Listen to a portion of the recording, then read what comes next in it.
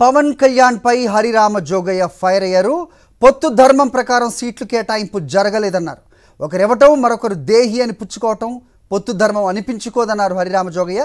జనసేన కేవలం 24 సీట్లు ఇవ్వడం ఏంటి, జనసేనకి 24 సీట్లకు మించి గెలిచే సత్తా లేదా అని ప్రశ్నించారు.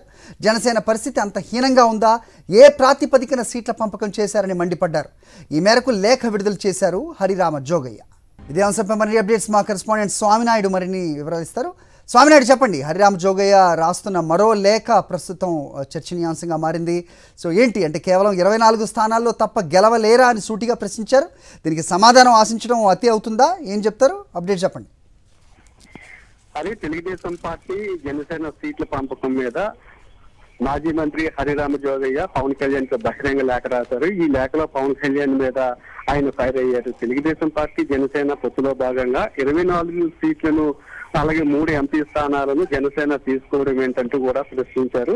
జనసేన పార్టీకి 24 సీట్లకి మించి గెలిచే బలం లేదా అంటూ కూడా ఆయన లేఖలో పేర్కొనడం జరిగింది. జనసేన పార్టీలో 50 నుంచి 60 మంది వరకు గెలిచే అభ్యర్థులు ఉన్నప్పటికీ కూడా పవన్ కళ్యాణ్ ఎందుకు 24 సీట్లు తీసుకోవాల్సి వచ్చింది, పవన్ కళ్యాణ్ తన బలాన్ని తక్కువ అంచనా వేసుకుంటున్నారా అంటూ కూడా ఆ లేఖలో పేర్కొనడం జరిగింది. పవన్ కళ్యాణ్ తన బలాన్ని తాను అంచనా వేసుకుంటూ చంద్రబాబు నాయుడుకు ఎందుకు వంత పాడుతున్నారంటూ కూడా ఆయన లేఖలో పేర్కోవడంతో పాటు జనసేన నాయకులకు కూడా ఈ 24 సీట్లు తీసుకోవడం అనేది నచ్చలేదంటూ కూడా లేఖలో పేర్కొన్నారు. జనసేన నాయకులు అలాగే కార్యకర్తలు కూడా ఎక్కువ సీట్లను ఒక 50 నుండి 60 వరకు సీట్లు తీసుకున్నట్లయితే 2.5 సంవత్సరాల పాటు అలాగే సీఎం పీఠం శిరసగం చేసుకునే అవకాశం ఉండేది. అలాగే మంత్రి పదవుల్లో కూడా అవకాశం దక్కేది ఒకవేళ గవర్నమెంట్ వచ్చేలాగుంటే. కానీ ఇప్పుడున్న పరిస్థితుల్లో ఎందుకు పవన్ కళ్యాణ్ ఎంత తక్కువ సీట్లను తీసుకోవాల్సి వచ్చిందంటూ కూడా ఈ లేఖలో ఘాటుగా ఆయన పేర్కొనడం జరిగింది. పవన్ కళ్యాణ్ తన మీద తనకి నమ్మకం లేదా, లేదంటే ఏదైనా లోపాకారి ఒప్పందం కూడా జరిగిందా అంటూ కూడా ఈ లేఖలోని పేర్కొనడంతో పాటు అనేక ప్రశ్నలు కూడా సంధించారు. పవన్ కళ్యాణ్ దీనికి కూడా సమాధానం చెప్పాలంటూ కూడా ఈ లేఖలోని పేర్కొనడం జరిగింది. పొత్తు ధర్మంగా ఈ సీట్ల పంపకం జరగలేదు.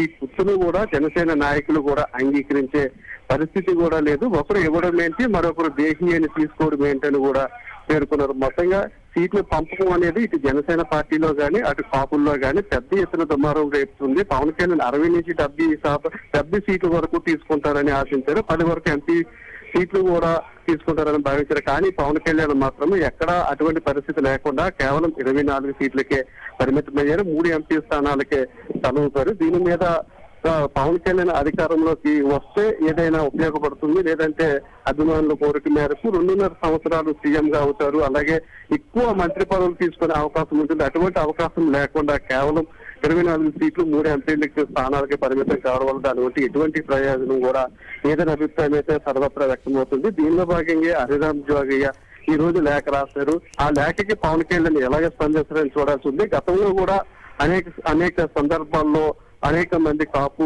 చెందిన మేధావులు కూడా పవన్ కళ్యాణ్ హెచ్చరించడం జరిగింది. గతంలో కూడా హరిరామ జోగయ్య ఒక లేఖ కూడా రాయడం జరిగింది. 70 నుంచి 80 స్థానాలు తీసుకుంటే పొత్తు గౌరవప్రదంగా కూడా ఉంటుందని పేర్కొన్నప్పటికీ ఎంతమంది ఎన్ని సూచనలు చేసినప్పటికీ కూడా పవన్ కళ్యాణ్ కేవలం మొదటి నుంచి తెలుగుదేశం పార్టీ ఏమైతే చెప్తుందో దానికి అనుగుణంగానే 24 సీట్లను తీసుకున్నారు. అలాగే 3 ఎంపీ స్థానాలకే పరిమితమయ్యారు. ఇచ్చిన సీట్లలో కూడా సామాజిక వర్గాల వారికి కూడా సీట్లు కేటాయించలేదని, అందుకు చంద్రబాబు నాయుడు సామాజిక వర్గానికి సంబంధించి అధిక సీట్లను కూడా కేటాయించడం జరిగిందని దీని అంతటినీ కూడా తప్పుపడుతూ హరిరామ జోగయ్య లేఖ రాయడం అయితే మనకి కనిపిస్తుంది. హరి